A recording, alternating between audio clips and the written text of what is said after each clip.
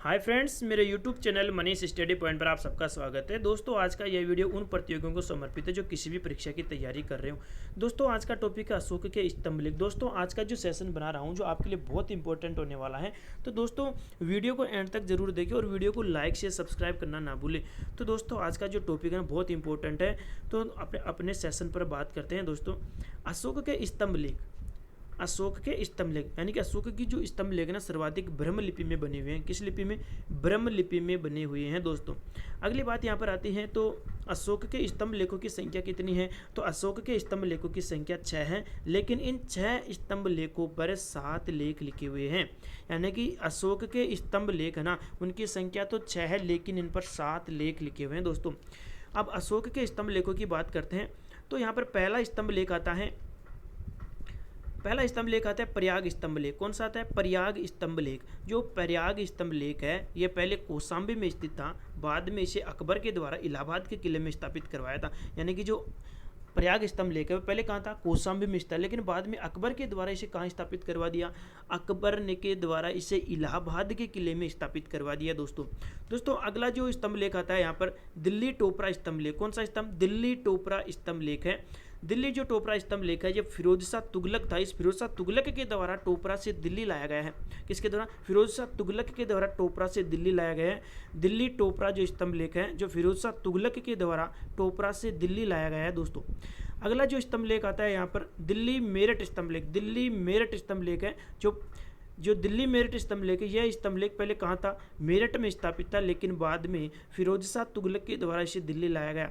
यानी कि जो दिल्ली मेरठ स्तंभ लेख है यह पहले कहाँ था? मेरठ में स्थित था, लेकिन बाद में फिरोज शाह तुगलक के द्वारा इसे दिल्ली लाया गया। अगली बात यहाँ पर आती है रामपुरवा स्तंभ लेख। जो रामपुरवा जो स्तंभ लेख है जो कहाँ है? रामपुरवा स्तंभ लेख है चंपारण बिहार में है। रामपुरवा स्तंभ लेख कहाँ है? चंपारण बिहार में है। और इसकी खोज किसने की थी? 1872 में कार्लाइल के द्वारा इसकी खोज की गई थी। रामपुरवा जो स्तंभ लेख है वह चंपारण बिहार में है, और इसकी जो खोज की गई थी ना वह चंपारण इसकी खोज है ना जो 1872 में कार्लाइल विद्वान था, इस विद्वान के द्वारा इसकी खोज की गई थी। अगला जो यहाँ पर आता है स्तंभ लेख लोरिया अरिराज। कौन सा आता है? लोरिया अरिराज जो कहाँ है? चंपारण बिहार में है। लोरिया अरिराज जो चंपारण बिहार में है। और अगला जो यहाँ पर स्तंभ लेख आता है तो लोरिया नंदनगढ़। लोरिया नंदनगढ़ है जो चंपारण बिहार में है। और इस सबसे बड़ी बात है कि इस जो स्तंभ लेख पर मोर का चित्र बना हुआ है। किसका? मोर का चित्र बना हुआ है। लोरिया नंदनगढ़ है जो चंपारण बिहार में है, और स्तंभ लेख पर है ना जो मोर का चित्र बना हुआ है। दोस्तों इंपॉर्टेंट है, ध्यान रखना। लोरिया नंदनगढ़ कहाँ है? तो चंपारण बिहार में है, और इस स्तंभ लेख पर मोर का चित्र बना हुआ है। अगली बात यहाँ पर आती है। तो अशोक के जो अभिलेख है ना, इस अशोक के अभिलेखों में भाषा और लिपियों का प्रयोग किया गया है। तो अशोक के अभिलेखों में जो भाषा है, कितनी भाषा प्रयोग की गई है? 3 भाषाएं प्रयोग की गई हैं। लेकिन लिपियों की बात करें तो 4 लिपि यहाँ पर प्रयोग में की गई हैं। एग्जाम में ध्यान रखना दोस्तों, अशोक की लिपियाँ हैं, जो लिपि तो 4 हैं, लेकिन भाषा कितनी है? 3 है।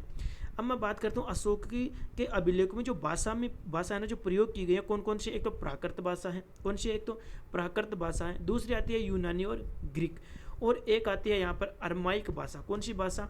अरमाइक भाषा है। यानी कि अशोक के जो अभिलेख है ना, इन अशोक के अभिलेखों में 3 भाषा प्रयोग में की गई है। इसमें पहली भाषा आती है प्राकृत भाषा, दूसरी भाषा आती है यूनानी या ग्रीक, और तीसरी भाषा यहाँ पर आती है अरमाइक भाषा। दोस्तों, इन अभी अशोक के अभिलेखों में जो लिपि प्रयोग में की गई है, इन 4 लिपि कौन कौन सी है? तो पहली लिपि आती है ब्रह्म लिपि, दूसरी जो लिपि आती है इसमें खरोष्टी लिपि, और तीसरी लिपि आती है यूनानी या ग्रीक लिपि, और चौथी लिपि आती है यहाँ पर अरमाइक लिपि। कौन सी आती है? अरमाइक लिपि आती है। दोस्तों, अगला फैक्ट है जो अशोक के जो सर्वाधिक अभिलेख है ना किस भाषा में लिखे हुए हैं? अशोक के जो सर्वाधिक अभिलेख हैं किस भाषा में लिखे हुए हैं? यहाँ पर भाषा पूछा है तो प्राकृत भाषा आएगी। कौन सी भाषा? प्राकृत भाषा में लिखे हुए हैं। और अशोक के जो सर्वाधिक अभिलेख है ना जो किस लिपि में लिखे हुए हैं, यहाँ पर लिपि पूछा गया है, तो यहाँ पर ध्यान रखना भाषा और लिपि का। जो लिपि है ना, लिपि किस में है? ब्रह्म लिपि के में लिखे गए हैं। जो ये ब्रह्म लिपि है जो बाएं से दाएं की ओर लिखी जाती है, बाएं से दाएं की ओर लिखी जाती है। अगली बात यहाँ पर आती है तो खरोष्टी लिपि। इस खरोष्टी लिपि में लिखे हुए अभिलेख कौन कौन से हैं, यानी जो खरोष्टी लिपि थी, इस खरोष्टी लिपि में लिखे हुए अभिलेख कौन कौन से थे। तो एक तो आता है यहाँ पर शाहबाजगढ़ी जो पेशावर पाकिस्तान में है। कहाँ? शाहबाजगढ़ी जो पेशावर पाकिस्तान में। दूसरा आता है मानखेदरा जो भी पाकिस्तान में है। यानी कि खरोष्टी लिपि में 2 अभिलेख लिखे गए हैं। कौन कौन से? एक तो शाहबाजगढ़ी पेशावर पाकिस्तान में है, दूसरा यहाँ पर आता है मानखेदरा पाकिस्तान में, मानखेदरा पाकिस्तान में है। अगली बात यहाँ पर आती है सार-ए-कुन्ना। सार-ए-कुन्ना है जो कंधार अफगानिस्तान में है। इस अभिलेख में है ना जो किस लिपि का प्रयोग किया गया है, तो सार-ए-कुन्ना जो अभिलेख लिखा हुआ है इस पर यूनानी या ग्रीक और एक अरमाइक भाषा का प्रयोग किया गया है। एक तो यूनानी भाषा का प्रयोग किया गया है और एक अरमाइक भाषा यानी जो सार-ए-कुन्ना जो कंधार अफगानिस्तान में है, इस अभिलेख में किस लिपि का प्रयोग किया है। यहाँ पर लिपि पूछा है तो लिपि एक तो यूनानी और एक आता है अरमाइक लिपि। तो दोस्तों अगर आपसे सार-ए-कुन्ना में यदि भाषा भी पूछे तो भी यूनानी और अरमाइक भाषा ही आएगी, और यदि लिपि पूछे तो यूनानी और अरमाइक लिपि ही आएगी। अगली बात यहाँ पर आती है सबसे इंपॉर्टेंट है तृतीय बौद्ध संगीति। तृतीय बौद्ध संगीति कौन सी है? तृतीय बौद्ध संगीति है। इसका समय कौन सा है? तो समय है ना जो 251 ईसा पूर्व में हुई थी। कहाँ हुई थी? 251 ईसा पूर्व में। और इस पर स्थान है, कौन सा स्थान है? पाटलिपुत्र। किस स्थान पर हुई थी? पाटलिपुत्र में हुई थी। और यह किसकी अध्यक्षता में हुई थी? तो मोगलीपुत्र तिस्म की अध्यक्षता में। किसमें?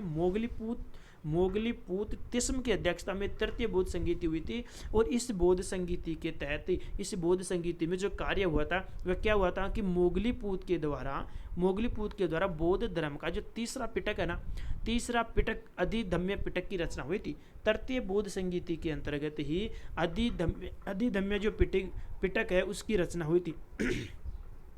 थैंक यू दोस्तों, आज का वीडियो आपको कैसा लगा कमेंट करके ज़रूर बताएं। तो वीडियो को ज़रूर लाइक शेयर सब्सक्राइब करें और वीडियो को शेयर करें। थैंक यू दोस्तों।